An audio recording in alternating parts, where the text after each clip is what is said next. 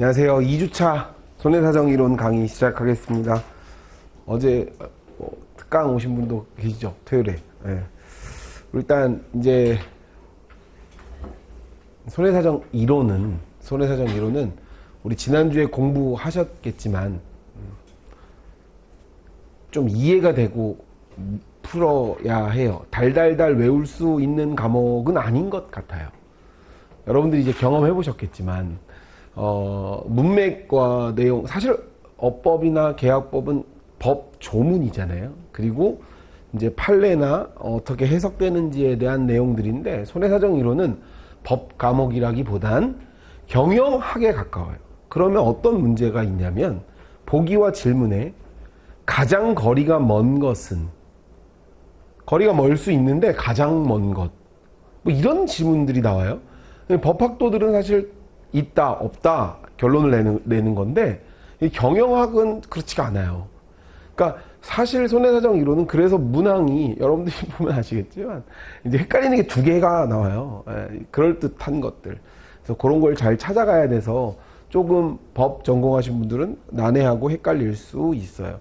이제 오늘부터 진짜 이제 뒤에 시간까지 가면 이제 리스크 관리론의 정점을, 제가 이제 보험을 우리가 시작을 할 건데, 그 전에 우리 지난주에 리스크를 공부했잖아요. 그래서 그 리스크를 어떻게 관리하는지, 사실 보험도 리스크 관리의 한 일종인 거예요. 제가 지난주에 설명하면서 뭐 예도 들고 페릴과 해자드와 뭐 전체적인 리스크의 개념을 설명하면서, 결국 그 리스크를 관리해야 하거든요. 불안감을 느꼈으니까, 그죠?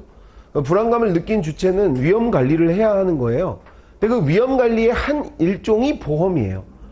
그러면 우리 시험에 그 보험만 나오면 좋겠는데, 아니, 리스크 관리론에 대해서도 나와요. 그러니까 사실 리스크 관리론이 학문적으로 접근하면 뭐 책 한 이만해요. 리스크 관리론 책 한번 쳐봐.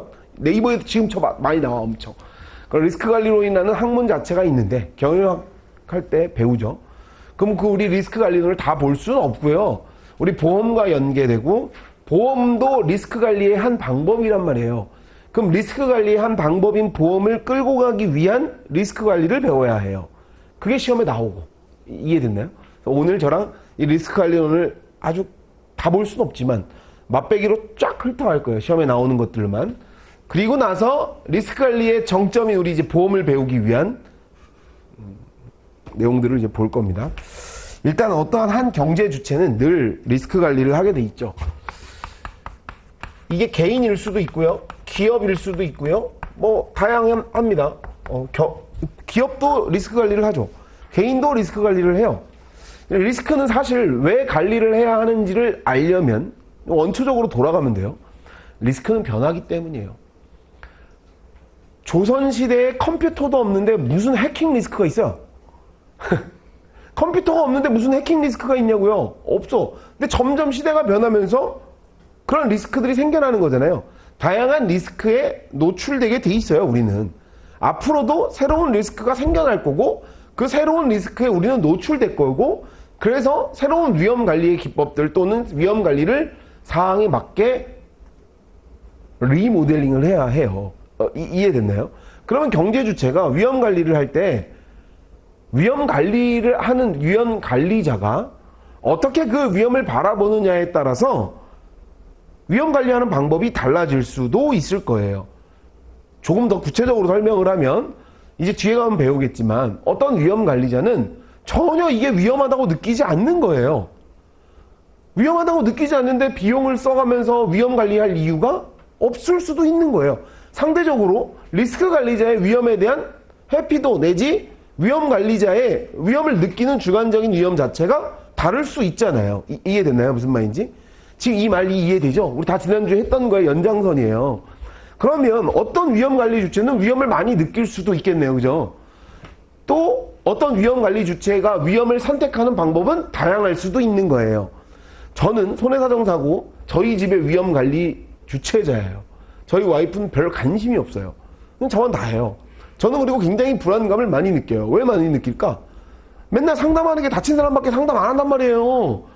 전화 오면 뭐 죄다 다쳐요. 죽거나 다치거나 많이 다치거나 덜 다치거나 뭘 다쳐 하여간. 저는 그걸 보면서 뭘 느끼겠냐고. 저는 이렇게 다치는 경우도 있구나. 이렇게 다칠 수도 있겠나? 이런 위험을 많이 느끼게 될 수밖에 없지 않겠냐고요, 저는. 반대로 우리 아내는 별로 관심이 없어요. 그런 일이 있었어, 오빠? 관심 오빠 하니까 알아서 해? 뭐 이러고 말아요. 자, 뭘 말하려고 하냐면 위험 관리자에 따라서 선택하는 기법이 달라질 수도 있고 어떻게 선택할지도 달라지는데 그래서 위험을 느낀 사람이 이렇게 선택할 수도 있는 거예요. 아, 저걸 아예 안 하면 되겠다. 다시 설명하면 이런 거예요. 등산이 무서워서, 다리가 부러지는 게 무서워서 등산 자체를 아예 안 해버려. 또는 저는 제가 이 일을 시작한 이후로 스키, 보드 한 번도 안 타요. 우리 집도 아무도 못 가요. 어린이 스키 캠프 보드 못 가. 아내도 못 가. 여러분도 내 얘기를 들으면 아마 달라질 거예요, 생각이. 한번 생각해 보세요. 전동 킥보드 같은 것도 절대 못 타. 타면 죽어, 우리 집은. 어차피 죽으니까 그냥 빨리 나한테 죽어, 그냥. 네. 뭐 이런 말 하면 또 전동 킥보드 담당자들이 저한테 뭐 소송 제기할지 모르겠는데, 뭐 어쨌건 위험을 느낀 주체의 위험성을 한번 봐봐요. 저는 위험을 느꼈단 말이에요. 어떤 위험을 느꼈냐면, 여러분도 한번 생각해 보세요. 스키 타고 내려오는데, 스키 교통 법규가 있어요? 오토바이 여러분들 위험하다 그러잖아. 이놈 새끼 오토바이 하면 머리를 확 밀어버려. 우리 때 그랬거든요. 오토바이 타기만 해, 너. 머리 다 밀어버릴 거야. 뭐 이랬거든. 걔네 뭐가, 오토바이 어른은 위험하다고 느꼈는데, 그거를 결과로는 애 머리 민다라고 협박했단 말이에요. 근데 그렇게 생각하지 말고, 이성적으로, 오토바이 위험하다고 여러분 생각하잖아, 그지?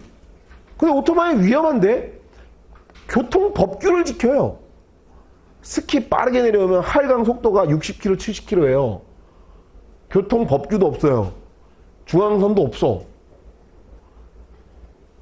내려오다가 박아가지고 다 깨지고 여자분이 골반이 다 깨져가지고 정상 분만이 안 돼 이제. 그리고 실제로 목이 부러져가지고 눈은 깜빡깜빡거리고 대화는 되는데 사지마비예요.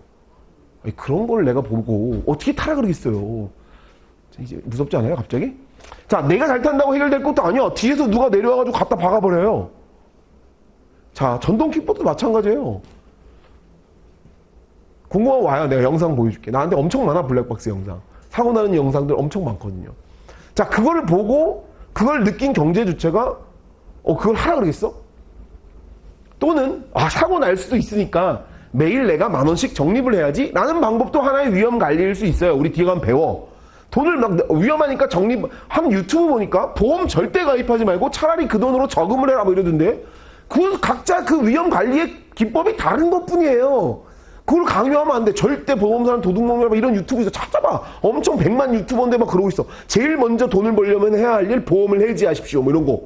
거기다 내가 뭔가 반박을 해주고 싶은데, 진짜 뭣도 모르고 떨어뜨리는 거 아니야.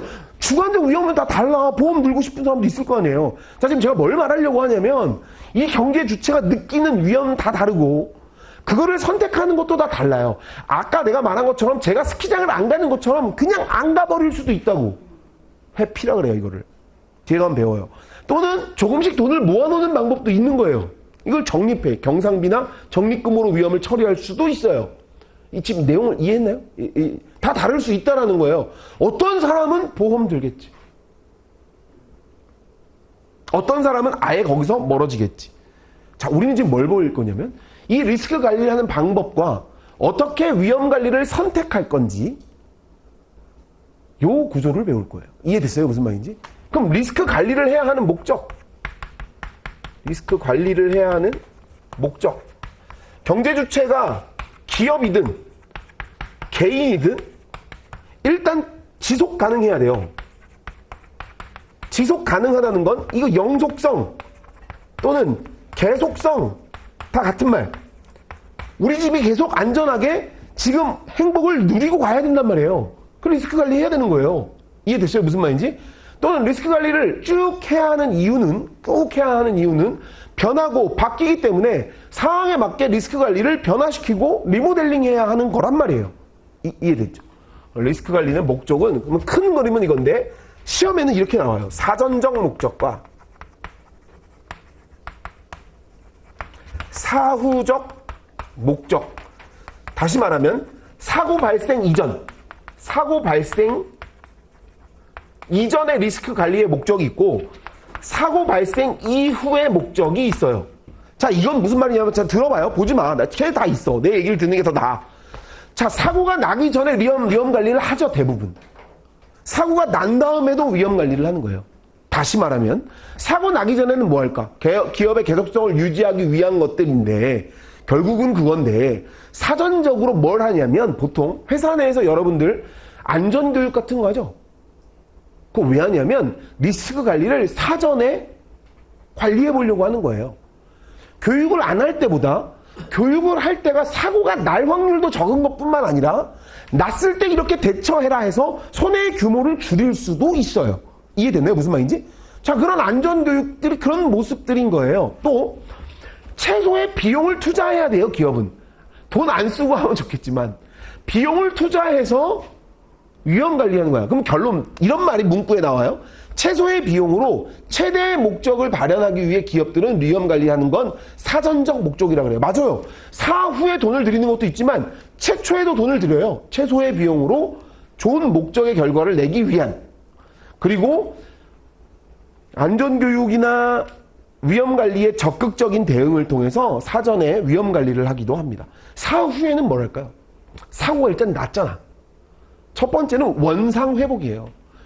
사후에 리스크를 관리해야 하는 건 이런 겁니다. 리스크의 유형은 다양할 수 있는데 발생한 사고가 우리가 대처할 수 있는 모습에 따라서 우리가 위험관리, 리스크관리를 어떻게 하느냐에 따라서 기업의 영속성과 기업의 이미지도 완전히 달라져요.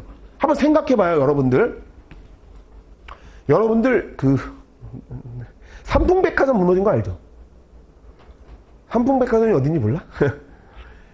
지금 뉴코아 자리, 강남역 신세계 건너편에 뉴코아, 이게 서울분이 아닌 분들도 모를 수 있으니까. 하여튼 서울 강남 시내 터미널 건너편에 아주 노른자 땅이 있어요. 거기 원래 삼풍그룹 땅이었어요. 거기에 백화점이 있었어. 백화점 무너졌거든요? 자, 위험관리를 어떻게 했냐면요. 걔네 보험이 지금처럼 막 풀 한도로 돼 있지도 않았어요. 아주 들 수 있는 최소한의 보험만 들어놨거든요. 사람 얼마나 죽었게요? 엄청 죽었잖아요. 사라졌어요. 영원히 삼풍그룹 있어. 지금 찾아봐. 없어. 영원히 사라졌어요. 반대로 리스크 관리를 잘한 기업들도 있어요. 위험 관리를 잘한 기업들. 자, 이제 하면서 제가 설명을 할 거예요.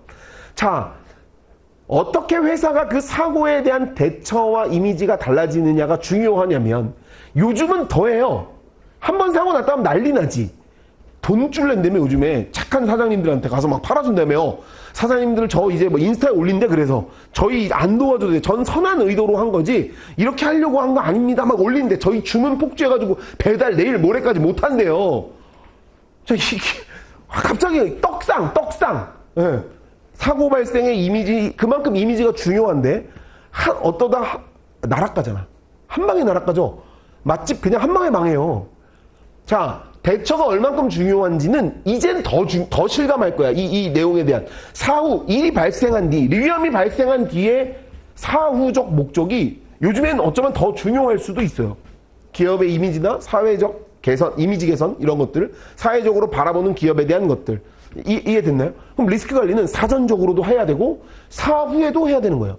교재에 다 있어. 지금 내가 말한 거 다. 읽어보면 다 이해돼요. 예. 그러니까 사전적 목적 나오면 처음에 제일 많이 나오는 게 최소의 비용, 이런 말이 많이 나와요. 최소의 비용으로 최대 효과. 사후적 목적은 기업의 영속성을 계속 유지해야 된다. 지속 가능해야 되잖아요. 그죠? 그리고 원상 회복. 그리고 이미지 개선. 이런 것들이 나올 수 있는 문구야. 시험에 한 2번 정도 출제된 것 같아요. 다음 중 사전적 목적에 해당하지 않는 것은 뭐 이런 식으로. 내용을 보고 이거는 사후 관리 목적이다. 이거는 사전적 관리 목적이다 정도가 이해하면 돼요. 사전적 목적은 뭐야? 사고 지금 발생하지 않았지만 사고의 예방에 노력을 하는 거예요. 뒤에 가면 나오는데 사고 예방적 목적이에요. 예방하는 거예요. 예방. 그죠? 또는 사후적 목적은 이미 사고가 났잖아. 사고가 나면 뭐 해야 돼요? 사고가 날 수 있는 손해를 줄이기 위한 경감의 목적이 있어요. 손해의 크기를 줄이기 위한 목적이겠지. 이해됐어요? 여기까지? 자, 이렇게 잘 따라오시면 돼요. 어렵지 않아요?